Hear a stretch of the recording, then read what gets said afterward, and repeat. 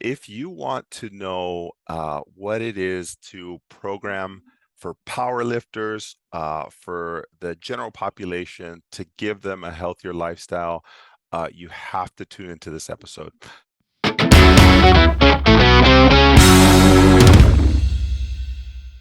Hi, everyone. Welcome back to the podcast. Welcome, all new listeners, and welcome back to those who have heard my content in the past. If you want to know what it is to program for powerlifters, for the general population, to give them a healthier lifestyle, you have to tune into this episode. Today, I am honored to have a long-term client, friend, uh, uh, partner in the industry, Mr. Charlie. Can you help me understand pronounce? I don't want to say this wrong. My last name? Yeah, your last name. Yeah, Illardi. Illardi. All right, it's not Iliardi. No, like people think it's like ILL, but it's IL, so ill. Illardi. Yep. Got it. All right, Charlie Illardi. All right, Illardi. So Charlie has been a client with me. 2015. 2015, yeah, when I moved to 2015, California. 7 years ago. And if you are new to my world, I'm an advocate for supporting people throughout their lifestyle, throughout their lifespan. I really think that we as a physical therapy industry are getting to a point where we can support people with more than just pain, because I think people are going to have aches and pains across their whole life, and I think that we can continue to support them with different things. And today I wanted to work through programming for both general population powerlifters, and then also work with Charlie and help him understand like what he has enjoyed working with physical therapists, and his as a consumer, what has worked for him, and how he then translates that to his customers. He has worked as an online coach in the past. He's currently a fitness performance. What's your current title? So I call myself a wellness director. I'm a site Wellness director. supervisor Cool. for Exos. Nice. Okay. So we'll introduce Charlie right now, but yeah, so Charlie has been with me for 7 years, and has seen the growth, both personally and professionally. And I am honored to come full circle today to go through a podcast to see his growth within the fitness industry, and what he has done, coming from a teacher's background and now into full throttle fitness. So Charlie, thank you for the time, and I am pumped to hear your feedback on this. Tell us about yourself, your journey, where you're from, your pet peeves, what do you like to eat, give me a little background on yourself, man. Yeah, so I'm originally from Long Island, New York. My background is in physical education, but I've been certified through ACSM since 2012. Nice. I also have an associate's in exercise science, master's in athletic administration. So kind of throughout my life, my adult life, I've been prepping, or I was prepping to Nice. become a phys ed teacher, and personal training was always something that I did on the side as pocket money, just something I enjoyed. Yeah. I really enjoy helping people, programming. I'm kind of like a nerd with the science behind how you get stronger and how you get bigger. So I was always into it.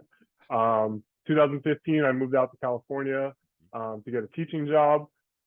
Immediately, I was like, I need to find a physical therapist. Like, I was dealing with some back pain, but I was looking for a sports physical therapist who wouldn't just tell me like, hey, just take 6 weeks off and then you can try again later. So living in Temecula, I found Chris all the way in That's Chula Vista. right. I didn't even know what Chula Vista was. Like, I didn't know anything about California, so I'm driving an hour and 20 minutes to go meet Chris. And at the time, you're in like the back of a gym with a table. But yeah, it was like as soon as we did that first session, I just knew like this is exactly what I was looking for. And Awesome. through the years, I've had some injuries, Yeah. like I said, lower back. Yeah. One time I sprained both my ankles, both my Your wrists, and I wrist. couldn't Yeah. move my wrist. And I was like, hey, like just don't tell me I can't work out. Just tell me what I can still do. So that's kind of like my approach, like Love that. I just enjoy being active and Yeah. being healthy, and I love helping people. Yeah. So yeah, I was a teacher for the 7 years that I was out here. advanced up to athletic director really quickly. Yeah. But kind of just, I got burnt out. It wasn't Yeah. for me. Like my Yeah. passion has always been fitness. Um, and I just got to the point where I was like, hey, I need to find something that I'm going to be happy doing. 100%. So I'm glad I was able to find Exos. So I'm in charge of a site right now. Nice. They're basically doing corporate wellness. So trying to get employees to come back to the office since Nice. everybody's been at home for Yeah. so long. Encourage them to come back here. They get, free training, free That's awesome. classes. And I'm just here to try to make their life a little bit better and try to make them a little bit healthier. That's amazing, Charlie. Actually a pretty cool job. You're ultimately just trying to upgrade, right? Like they're already there. You're just trying to like enhance whatever they need to be able to either do their job better or just have a better lifestyle. You're just literally promoting better health. That's literally it.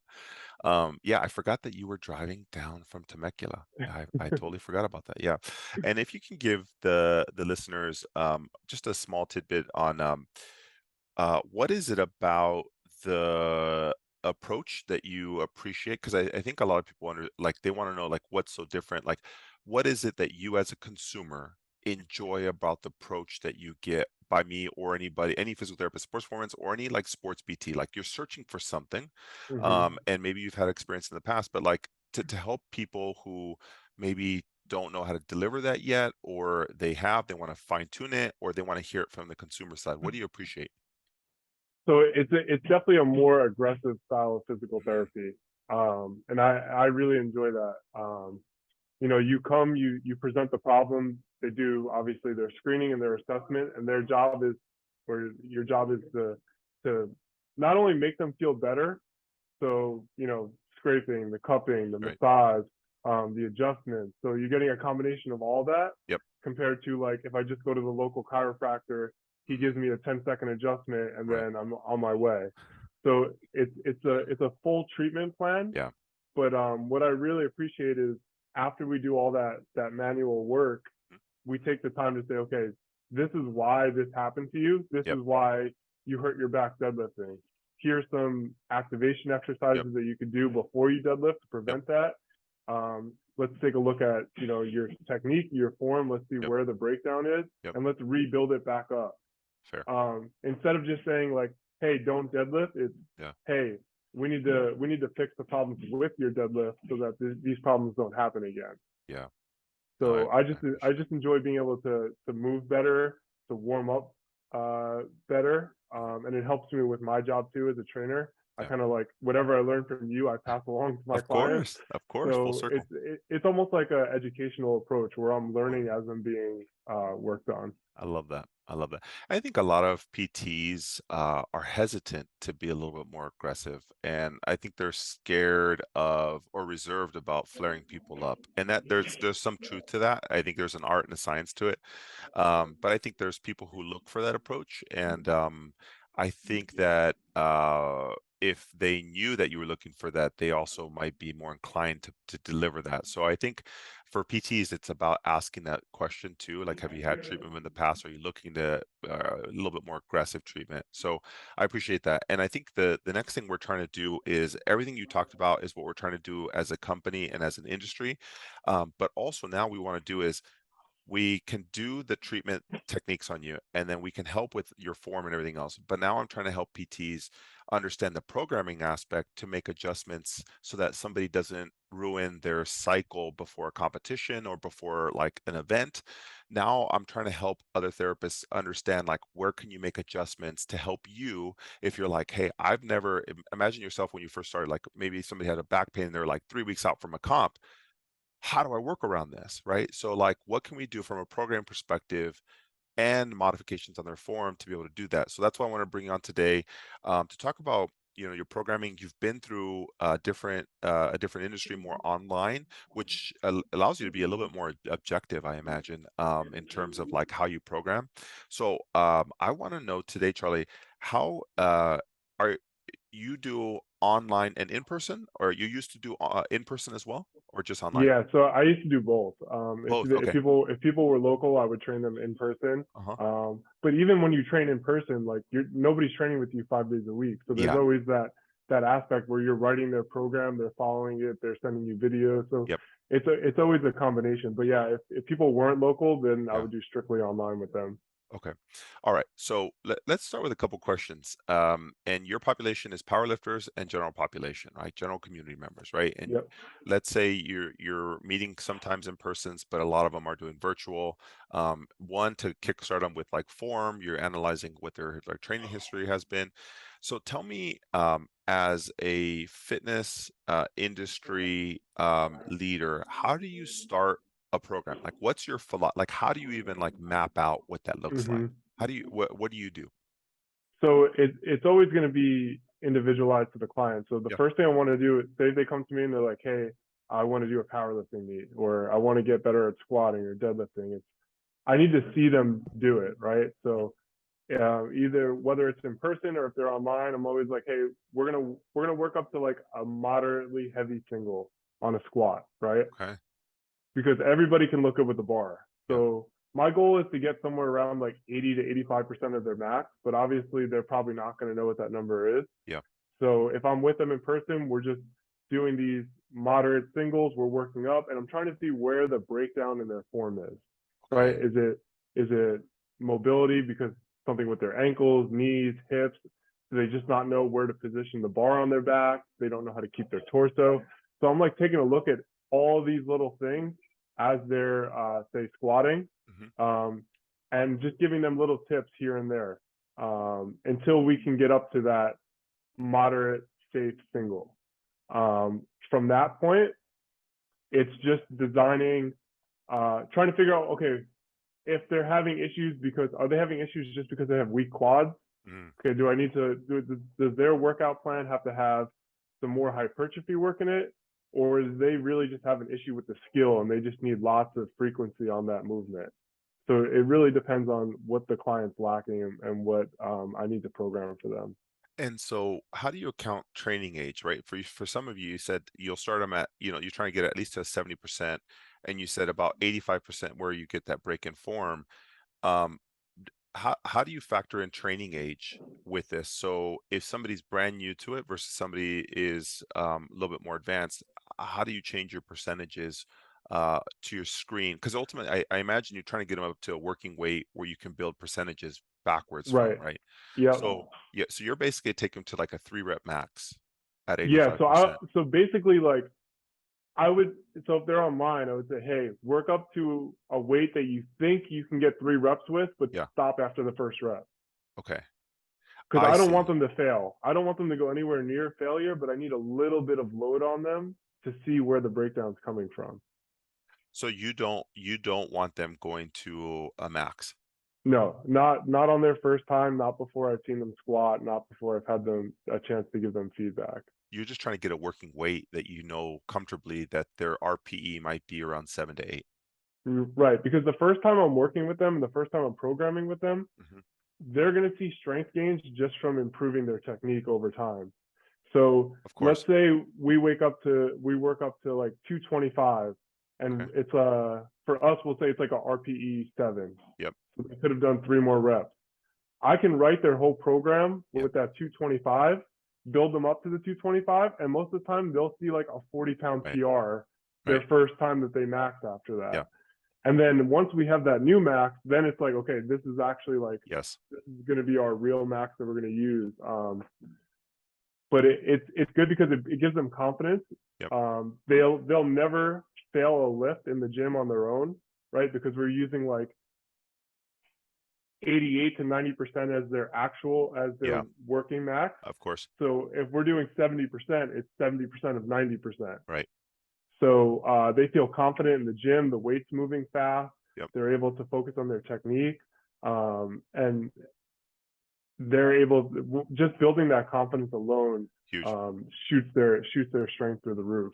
And you have a gamut of clients, or you've had a gamut of clients in the past. What would you say? What was your like 80% of your consumer? Like, what was their training age? What was their general age? And what was their training volume looking like? Were they 40 years old, training 4 days a week at submaximal loads, who are new? Or like, how would you describe the clients that you've worked with in the past? Yeah, so I would say my powerlifting clients are probably somewhere between like 28 and 35. Okay. And most of them train 5 times a week. Well, they want to train 7 times a week, but Of course. I I I try to cut them back to 5 times a week. And what's their training age generally? Like how long have they been lifting when they come to you? Um, Between like 2 and 5 years. Okay. So they're pretty new to the gym. Got it. And then what about your call it general population? Yeah, so my gym pop is definitely a little bit older. I would say between like 40 and 50. Okay. They're very educated professionals. I have Yeah. or I had doctors, lawyers, Yep. dentists, engineers. So they're the people who work really hard for a Yep. living, and they're just trying to feel a little bit better. Love that. Um, Maybe lose a little bit of weight, just feel better, a little bit healthier. Yeah. And what's their general training age? All over. Lots of years of bad training advice. Oh, So I see. So they've been in the gym, but just never structured or programs. they've had trainers in I the see. past Hmm. who maybe did the opposite of what they needed and made I them see. feel worse. Okay. All right. So if you were to put your expertise, would you say you're good at training like the speed and agility side, the strength side, the endurance side? Like where's your domain? Where do you like love? Like where you don't have to think about it. What do you Yeah, love training? definitely strength for Strength sure. strength is your jam. Yeah. All right, cool. All right, and I'm trying to build a framework for the listeners because there's so many people on this planet. Like you can have a triathlon coach who maybe might stray away from strength but can do endurance all day.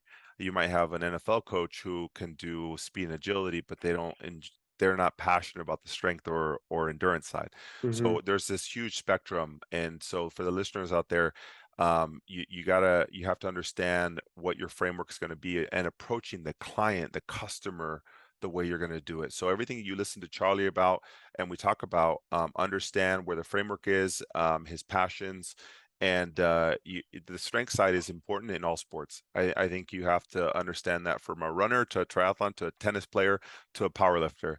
The strength side is kind of the foundation underneath good movement, flexibility, mobility, all that. But you got to have a base level of strength, or else there's like nothing to build power or endurance off of. So I'm excited about this. Okay, so your general framework is to build a sub max, so you can build all your percentages from. In an ideal world, you want 85%. Yeah. I Okay. would say 85% Yeah. for beginners is a good level. As they get more experience, probably closer to 95%. Oh, okay. So you will go 95 with the higher person. Like people who have trained for a long time or Yeah. people who have done powerlifting meets before, Yeah. um, I'll work closer off that 95% level. Mm, okay. Okay. And so then great. So now you know their numbers. How long do you build um like a mesocycle for? Like what's a general timeline that you will build one program? So say for instance you have their numbers, you know their goal. Let's talk about a power lift. It's hard. Powerlift is hard because they have a date. I'm trying to make this hard on you, Charlie. So if you have a general population, how do you Hmm. build out your framework? Do you go 4 weeks, 6 weeks, 8 weeks, 12 weeks? What's your general approach? Yeah, kind of depends on their experience level. If Yep. they're more of a beginner, it's probably going to be closer to like 4 to 6 weeks. Yep. And if they're more advanced, it's going to be 12 all the way up to 16 weeks. And the reason for that is because you know that because you want to because you can map out you can forecast what an advanced athlete's going to hit versus you're making constant uh modifications to the newbie. So the newbie, and you'll see it when they're performing these lifts for you, right? Like they have no stabilization, they have no control. So let's say like they're bench pressing and they're all over the place and they Hmm. can only hit 85 pounds. Yeah. I know that after 4 weeks of Yeah. bench pressing consistently, Yeah. their bench is going to Right. fly through the roof, and that Right. 85 pounds is no longer going to be their max. I see. So if we keep using 85 as their max, they're not going to have an appropriate load to progress off of. So I I'll see. have them attempt maxes more often. So I have a more appropriate load for them to work with. because you're enhancing skill so much faster than you for are sure, the strength side. So I see. So because you're constantly you're adjusting your loads because your skill acquisition is higher than their strength gain, like for absolute sure. strength. I see. Yeah, like if you're an advanced powerlifter, like I wouldn't say I'm advanced, but I've been powerlifting for a long time. Like Yeah. if I can get 5 pounds in my bench press in a year, I'll be the happiest person in the world. Sure. But people who are just starting out in the gym that I'm working with, they could gain, 100 pounds Right. in 2 months just Easily. by getting better at doing the skill. Right. Right. Okay. So then for an advanced person, you're going out 12 to 16 weeks. Yeah, for Okay, sure. great. So then once we have established that 12 to 16 weeks, like what does a cycle look like? Let's go advanced because I think the skill acquisition is so variable. So Hmm. somebody who has a good training age and they have some good skills, what does 12 to 16 weeks look like? How do you work backwards? How do you program your weeks and months? Right. So it's going to definitely start higher volume. So the beginning weeks will be a lower percentage, say, you know, 60%, 65% for sets of eight, 3 sets of 8 on a squat, right? Um, And as and it and and your focus here is to grow is at the beginning, are you chunking this as a adaptation phase, or is this hypertrophy and get you strong to begin with? What's your first month look like? So it's a combination of work capacity and hypertrophy. Your first phase, Yeah.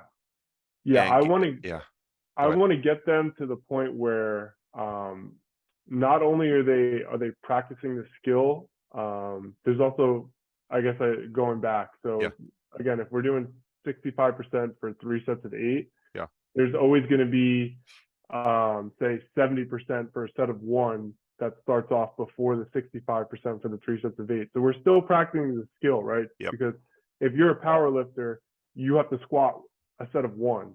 yes, So yes, you can get a stronger squat by doing sets of 8, yeah, but you need to practice. This is how I'm going to unrack the bar. This is how I'm going to step back. I see.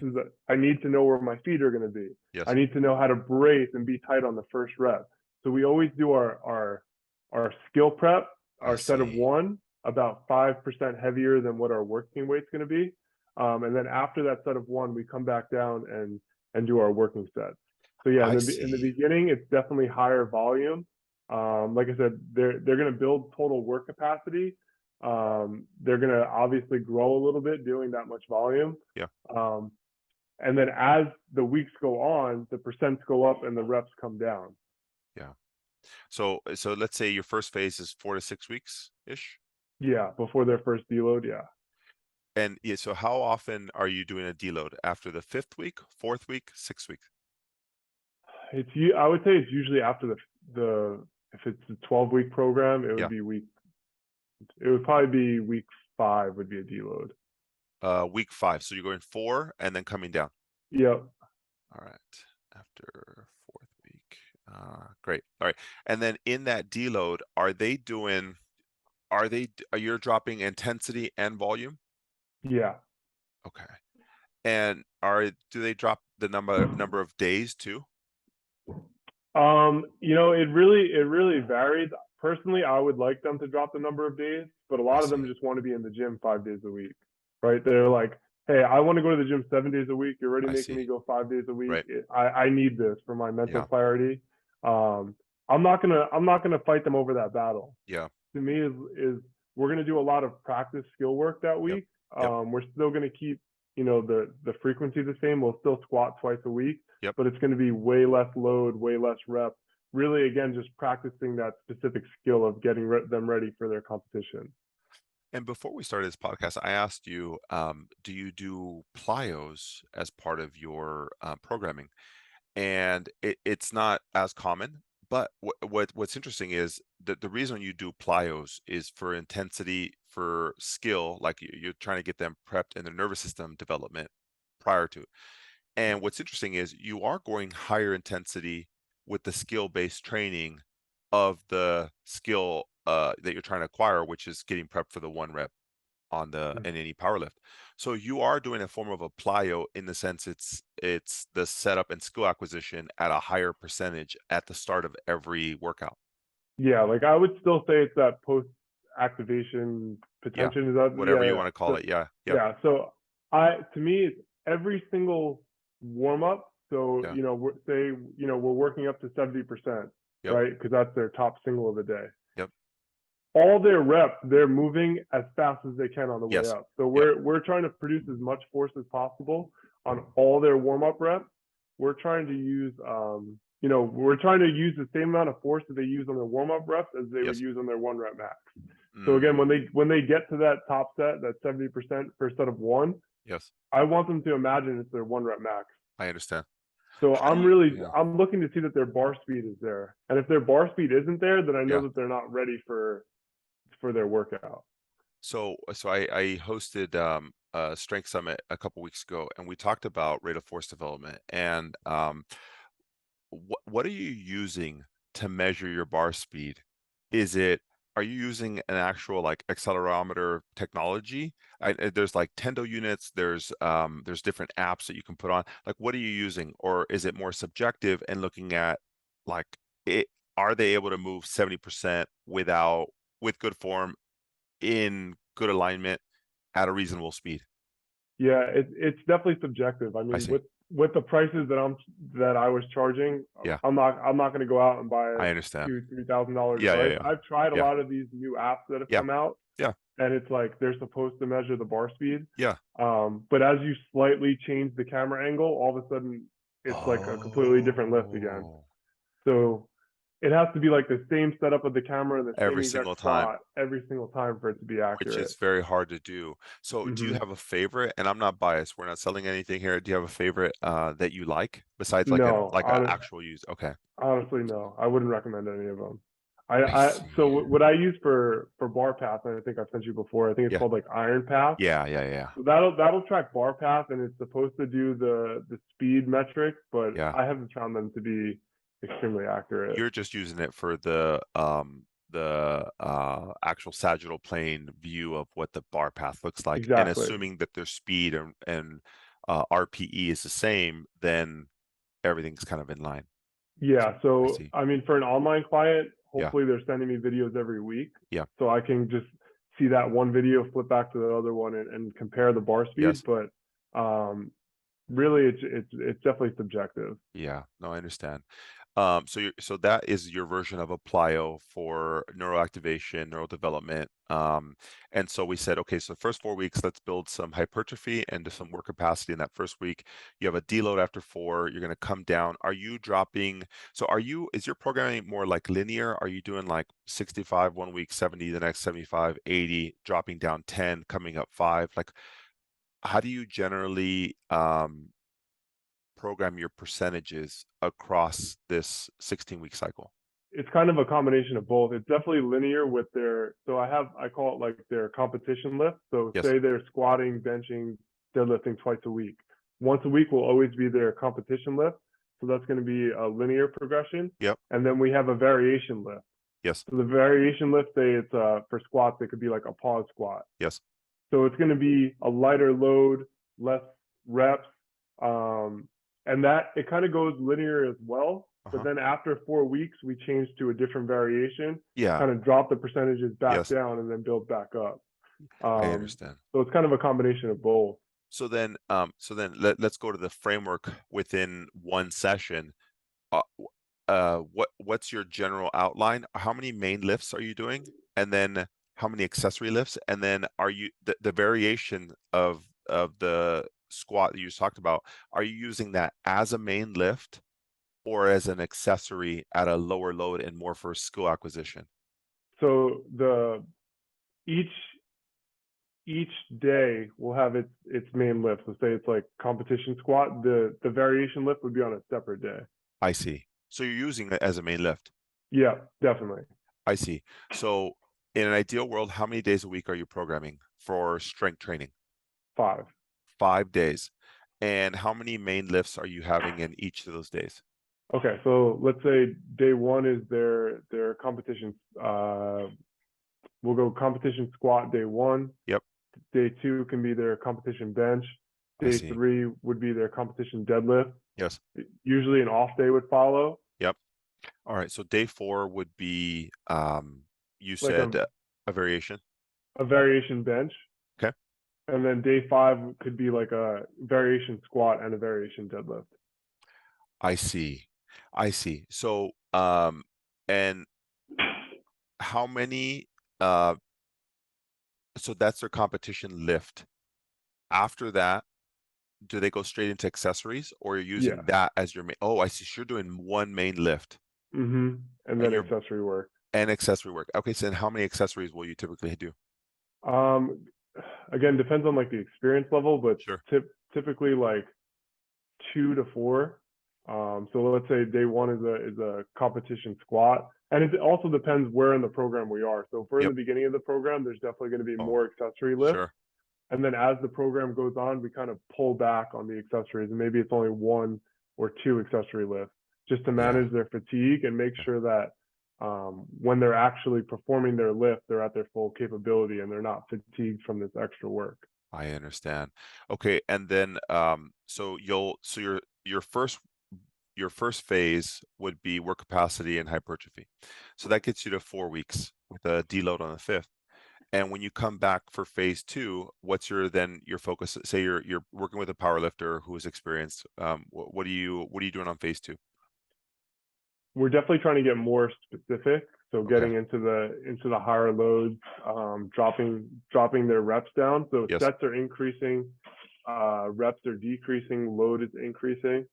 Um, Pulling back on the accessory work a little bit, Yeah. and just getting really, really specific on what it's going to look like on the platform. I see. And so what happens to your main lift? Are you obviously the variations change as you start to increase the load and decrease the reps and looking at like actually performing. Do you add more main lifts or components of the main lifts? No, so it'll still be, if what you mean is like, does their competition squat day change to something else? Yeah. No, it's still going to be the same, but Yeah. obviously like their load is getting heavier. Yep. Um, but it's still, I guess I want to go back to like, it's still submaximal. I see. So Of course. um, my goal is to not get them hurt, Yep. not burn them out, Yep. and not peak them too early. Ooh, that's an interesting. That's definitely a question I have. All right, let's explore it now. Let's do it. Let's do it. All right.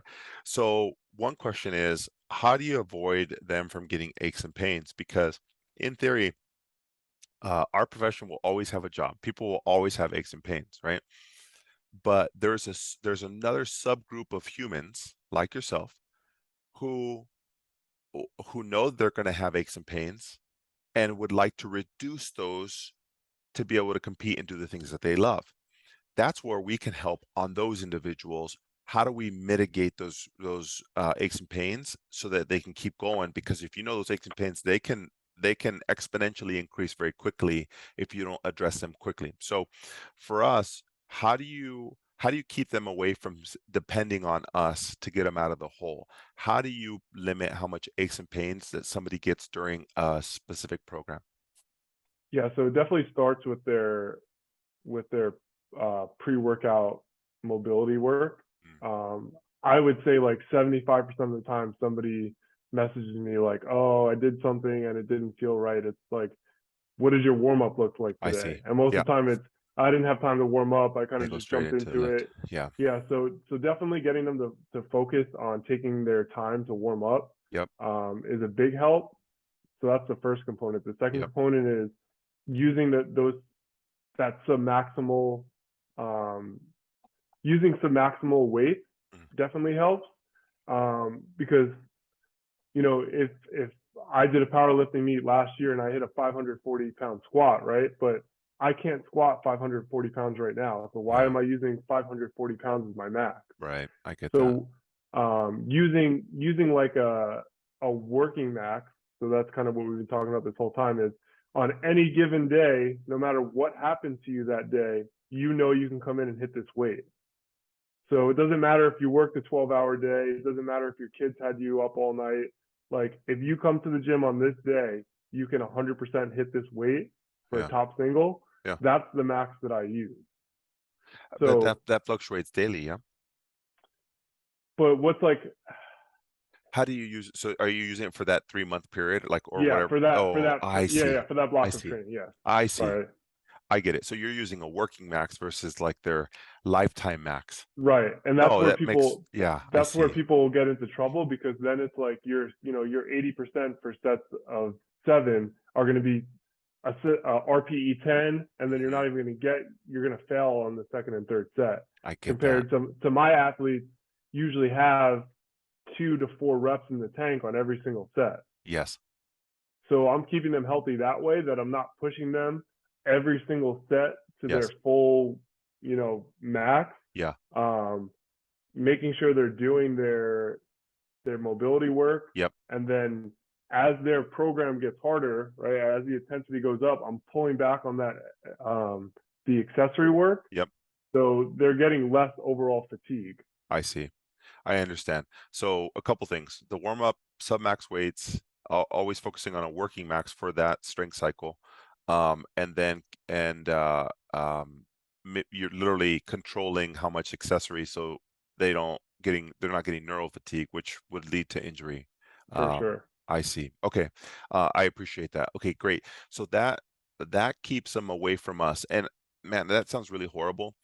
Um, it in a traditional setting that keeps them away from us. In our world, honestly, I appreciate I love working with people who are not in pain and who want to stay away from that. So these are the people who you're seeing and you're working with who I can help clean up just a touch, or sometimes they like their back feels a little achy that week, right? And you know that you're going to be working up to higher percentages at week 4.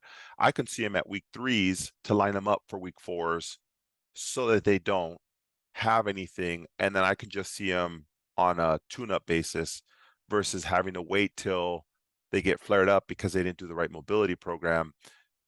That in ideal world, that those are the like candidates I want to be able to like manage, because those to me, I'm like, I'm keeping you afloat so that you can hit the peak, Mm-hmm. versus the person who's like heading to the peak and they get hurt and then they have to come down to see me, and then they lose, like, for some people, like 6 weeks of training, Mm-hmm. because they go see the person who tells them don't, like, that messes up your whole program, right? Like, you can laugh about it, but it's true. They're like, yeah, I can't live for 6 weeks. You're like, but that's a whole block of Yeah. training. Like, Mm-hmm. yeah. So my goal there is to see, one, how you keep them out, and then number two, for the listeners, our goal is, say for instance, he's about to hit percentages where we can make the most bang for Charlie's buck and be able to partner with these people, is that, one, I think we can work on helping people create like personalized stuff. So like whatever Charlie gives them for like a warm up, that's great. But he might not know like every movement possible because he can't see them, like, and touch it and feel it and like see where their limitations are. But what you can do as a clinician is go through a full screen, look at what all the parts, that the impairments that they have, and pick your top 3 and focus on those so that Charlie can then work on everything else. And then if the program is set with a good mobility tailored to them, he can then work on increasing percentages and not have to worry. All the client has to do is do the darn thing at the beginning of the workout, and mathematically he should just watch those percentages start to increase in the output, as long as they're getting sleep and they're doing nutrition.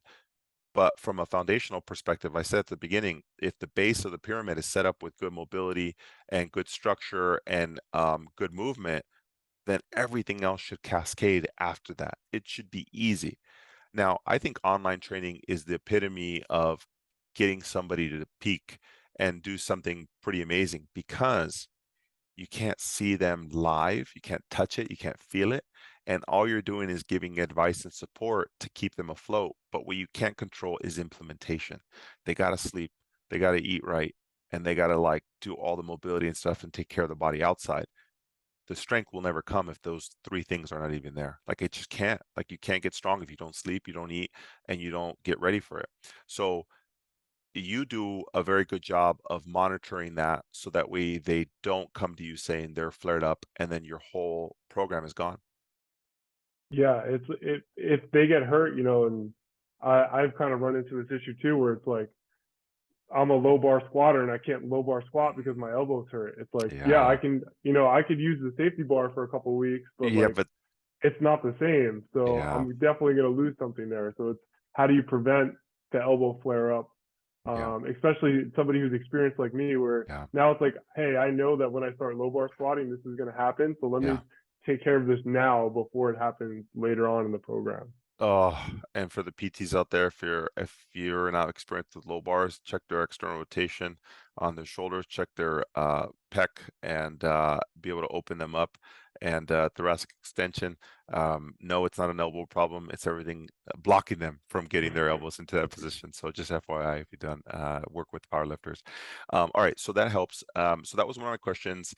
So how do you start the program? How do you prevent the aches and pains? And then, okay, so when they do have aches and pains, well, how do you modify your programming? Like say, for instance, they're in that second phase Mm-hmm. and they're in that specific preparation or a specific strength. What what do you like? What do you do now that they have a back flare up or a knee flare up or hip? How do you manage that?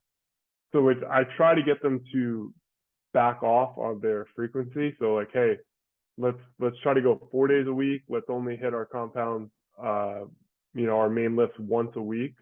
So you'll drop Um, frequency before intensity well, in that it'll phase. yeah. So Yeah. it'll be so I try to make it like only hopefully a short term Yes. 1 to 2 week thing, right? So in the first 1 to 2 weeks, we could drop the intensity, we could drop volume, and we could drop frequency. Yeah. So we could be like, hey, it's basically an unexpected deload, Right. right? Right. We're gonna pull back. We're gonna pull back on everything. We're gonna try to reduce the inflammation. Yeah. Try to get them healthy again.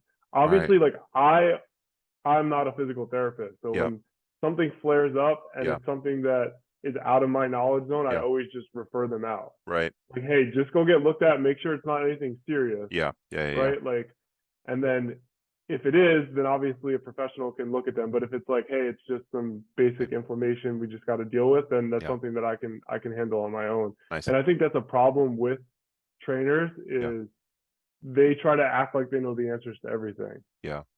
So you could tell me that you have some back pain. We can go through some basic exercises that I've learned from you along the Yeah. way. Yeah. But if it's persistent Yeah. and if it's getting worse, then Yeah. you need to send them out to go get looked at by a professional.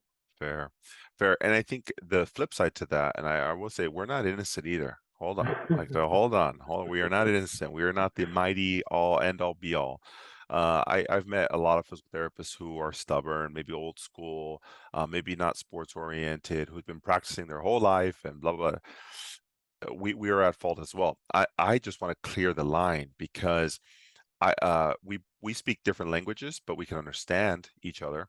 And I think the hard part is you're right, when you get fitness industry people who cross the line and they want to get into like controlling pain. And listen, there's a lot of people I've met who can do the thing. I've seen fitness coaches who can like do some adjustments. But that's very small percentage, right? So for the industry in general, you get PTs who cross the line and try and control like programming, and they have no idea how to do it. They try and use PT style programming and good quality movement. When you have 500 pounds, it's very hard to do like all of that in the same thing. You can't, right? So there's a gap in there. So I think most of the time, what needs to happen is that, like you said, understanding, maybe your personal limits, like where you're like, Mm-hmm. man, I'm going to do this person a disservice. That's what it really comes down to, not your ego. It's like when this person is no longer working towards the progress that they need.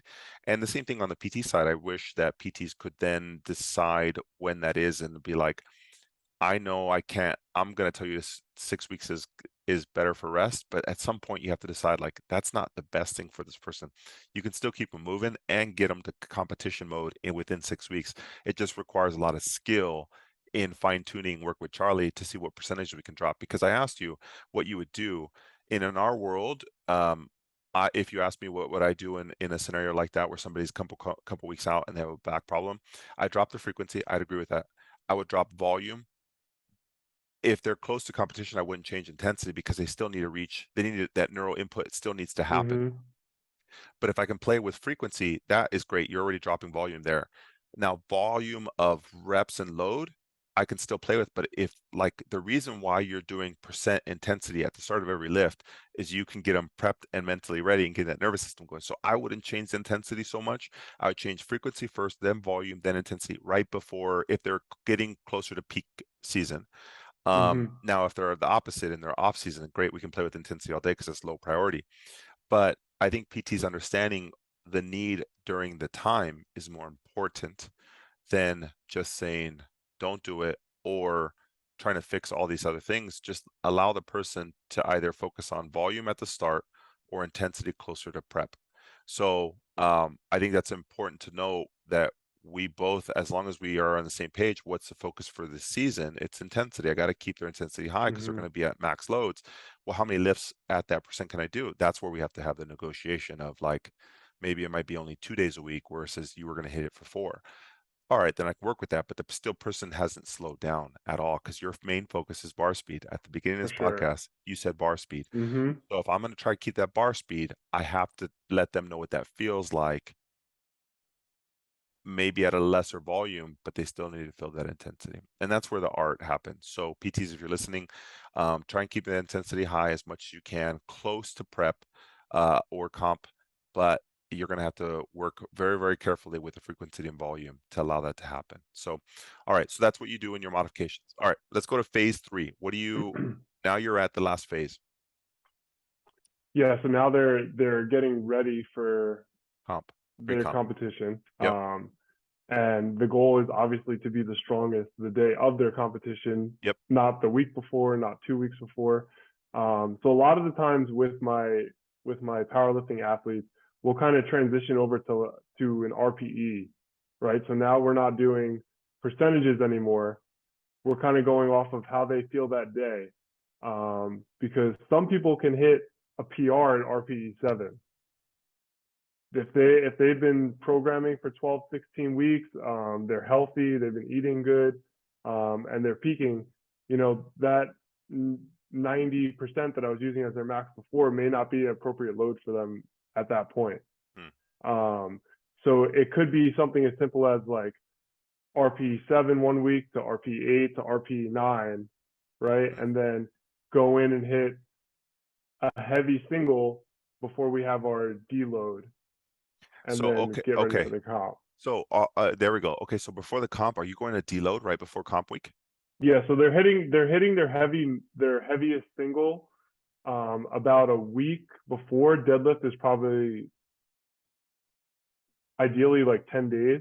I know a lot of people do it differently. I know some IPL lifters that'll do heavy singles right up until 2 days before their comp. But I Wow. think they're a little bit more advanced and they're Yeah. a little bit Yeah. better at recovering. Yeah. And they're obviously elite athletes if Yeah. they're competing at that level. Yeah. But for my athletes, definitely a week before they're hitting their heavy single, and then we're slowly tapering down leading up to their comp. So is your heaviest on your deload then? Because I'm trying to like mathematically understand it. So So say they're competing on a Saturday, their heaviest single would be like the not the Wednesday Thursday right before their comp, the yeah, Wednesday Thursday you're before. still 10 days out. So that's so you're doing the 10 days out. So then after 10 days, you're still having them train 4 or 5 days a week. So it goes like every other day from that point, I see. right? So we want to, if we're training, if our meet's on a Saturday, we definitely want to be off the Friday before. So it's every other day leading up to the meet. I And now see. we're not doing just squat. Now it's a squat, bench, deadlift, next day off. Squat, bench, deadlift, next day off, leading up to the competition. And what are your RPs on your deload, your last final week? So what I like to do is I like to go last warm up. Yep. So they have their heavy single day, right? Yep. Their heaviest single.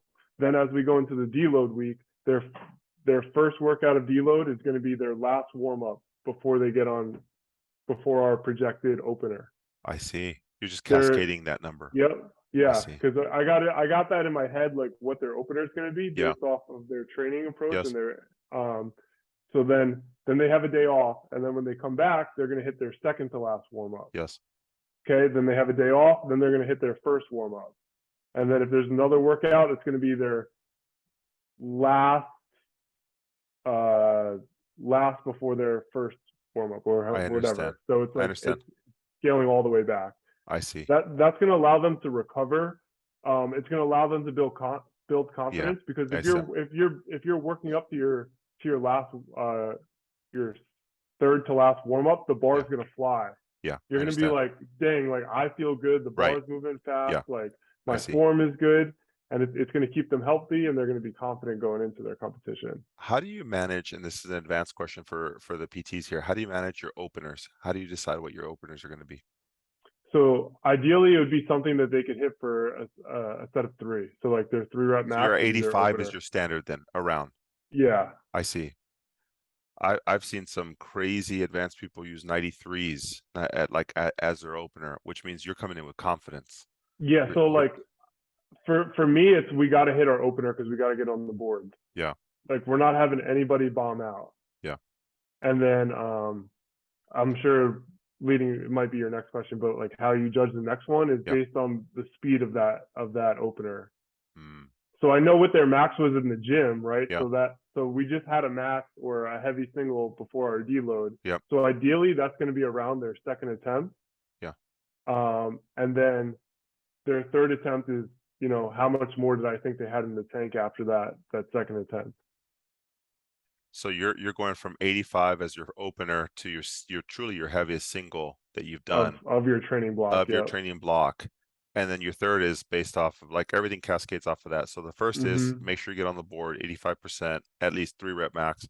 And then your heaviest single. So you're going from a 3 to a single. And then let's see what you got after that. So you're going 101% or whatever that is for that person. That RPE is 10. Yeah, yeah, for sure. Because most of them, most people want to go in and hit PRs. Yeah. Unless you're somebody who does powerlifting for, that's your main Yeah. sport. Yeah. You may not even like. Personally, to me, I don't even care if I win. If I don't hit Yeah. PRs, Yeah. it's a loss for me. I understand. I would much rather go in and hit 3 PRs and Right. not place than Right. go in and win and like hit less than I hit in training. No, I understand So, that. so I guess you have to take that into account too. Like, what's your client's goal? Is your client going to win? Are they going to hit PRs, or do they just want to qualify for nationals? I Because understand. those are going to change your attempts as well. Like, if we're like, hey, we just got to qualify for nationals, so let's just hit these numbers and that'll get us there. Yep. That's a different conversation. I see. Okay, and then so that gets a person, a power lifter, 12 to 16 weeks out. Obviously, they know their competition dates. How many competitions would you advocate for somebody doing in a year? Like somebody 2, 3 years in, they enjoy powerlifting. What do you think realistically can a body handle? I would never recommend more than two. No more than two. Yeah. Just because if you're doing a 12 to 16 week block, that you could do 3, but that you're hoping that you got to come off of a deload after that comp and just give your body a break. And I would say the main reason why most people aren't stronger is because they've never had, like, I call it a bro phase, I where you just go to the understand. gym and you I bro out and understand. you just I high understand. volume Yeah. machines. Like you know, you build your chest, you build your back, you Yeah. build your arms, Yeah. right? They don't Yeah. want to do that. They just want to go meet to meet to meet, Yeah. and they never put on any muscle. And it's really hard to progress when you don't have that framework. Now, okay. So we're at the summit, we called it our general preparation phase and specific preparation. So in that sense, it's time to develop a base. Mm-hmm. And if you go from comp to comp to comp, you're just in specific strength the whole time, which means you're never actually building the volume to get strong. Yeah, I mean, maybe your technique gets better, and Yeah, you that's can just skill development at that point. Mm-hmm. You're just getting skill, which your increases will be marginal relative to you have a 3 to 4 month block of that. Now your numbers off of a season or a comp training will be massive because you spent the time doing that. That's hard because that's a long-term gratification. That's not short-term gratification. Yeah, you gotta have. That's why you gotta have multiple goals, right? I Like understand. I for understand. me, Yeah, like I have my strength goals, but then yeah, I'm also like I set a goal for myself. Like I want to, I don't know, grow my arms an inch I and a half, understand. or Yeah, yep, yep. Yeah. Something silly that just keeps you motivated to Of go. Because course. We all if need a I have a focus point. yeah, if I have a strength goal, it's really easy to stay on program and be focused and motivated. Huh. When I'm in like my, I would say like hypertrophy or that building Yeah. phase, a lot of it is just like how many. I don't want to do a row again. Like how Yeah. it gets boring after a while. But if I'm like, I'm gonna build this much inches on my chest or my Right. arms, Right. it's like another goal to focus on. I get that. And so with general population, what do you do with them outside of these seasons, outside of the comps? So you just use them as like, gain strength, gain size, get some hypertrophy underneath you, so that way you're more resilient for the next. Yeah, that's kind of how I try to Yeah. approach it to them. Like, and they'll feel better. It's we could do everything we can to manage pain leading up to a comp, but Yeah. when you're lifting those heavy loads for Yeah. that long of a period of time, your body needs a break.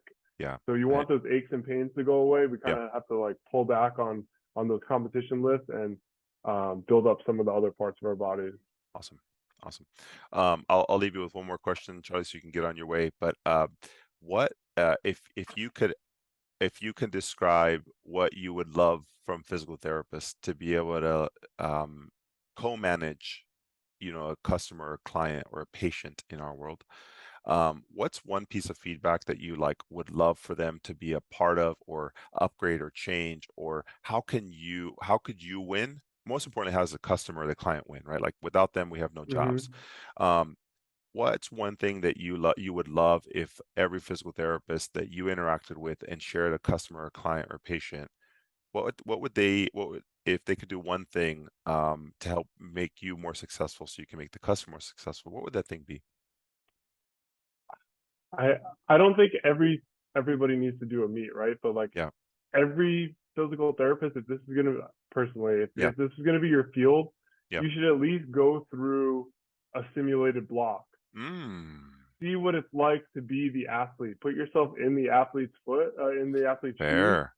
Um, See what it feels like to do, deadlift twice a week, squats twice a week, and Yeah. go on a linear progression and have to, Fair. you know, one thing for me is like if I'm doing a powerlifting meet, I'm like the laziest person in the world outside the gym, right? Like I'm not going for walks, You're like I'm not done. doing any cardio. I'm only powerlifting, and then I'm like trying not to waste any energy, right? So you Man. just you just need to know like put yourself in their shoes, go Yeah. through it one time, Yeah. understand what goes into it because you guys know tons of different Right. mobility exercises, things to open people up. Right. So if you're going through it yourself and you're noticing like, oh, my hips are getting really tight Right. from doing this, this is what Right. I did to relieve my hips. Sure. It's a lot easier for you to go and teach that to somebody who's having the same issues. I respect that a lot. No one's ever brought that up. I appreciate it, Charlie. Yeah, you're right. I mean, just and whether it's a running race or something, I think just having more awareness of that. I'm currently in a cut week only because I have a client competing this weekend, and I'm doing it with them. So I am in that world right now. I'm feeling what it feels like to be calorie deprived and carb deprived, and yeah, it's not fun. It's not fun whatsoever, but I can go through it and I can understand that. So I respect that. So any PTs are out there who are listening, I think that's a great piece of advice. Whatever you can do to feel what that person's going through, you don't have to do everything, whether they're a strong man. I just think like going through periodization and blocks and things like this and doing it for yourself helps you understand and be able to speak that language to be able to support them so that you can work with any fitness person or any personal trainer, any coach, any wellness individual who is really like partnering with them. They're driving that person's programming. You're then facilitating at every stage to make sure they're successful. And sometimes we drive things when they're in pain, but when they're not in pain and they're working towards strength, the fitness individual is the driver. And I think that's where we have to take a back seat and say, like, where can I support you? Where's the directions? Where are we going next? And I think that we don't always have to be that driver. And I think that changes the game. Once they're in pain, maybe we switch positions and we go to the front seat. But back and forth, you're always in the same car. And I think it's a big deal for people. So I think I appreciate what Charlie said. Charlie, I want to say thank you, man. I'm taking way more than your time. But I just want to say thank you for giving us the time, and the PTs appreciate this all over the world, wherever you're listening. And for listeners, be sure to take some of this advice and adhere to it, because it's a big deal. Charlie's coming from an extensive background. He's worked with a lot of general population and individuals who have been successful, and that's why I brought him in here. So take this with a grain of salt. Make sure you apply whatever you can. And don't forget to come to my foundations class. Thank you for those of you who are on Instagram and giving me feedback. I am looking at adding an experience, a VIP experience. If you want to come with me on the boat and have some lunch and dinner and drinks, I'd love to have you. It looks like the day after my event. So on a Monday, we can all hang out. Just look forward to that on my website, drchrisgarcia.com. We'll see you on the next episode. Take care, guys.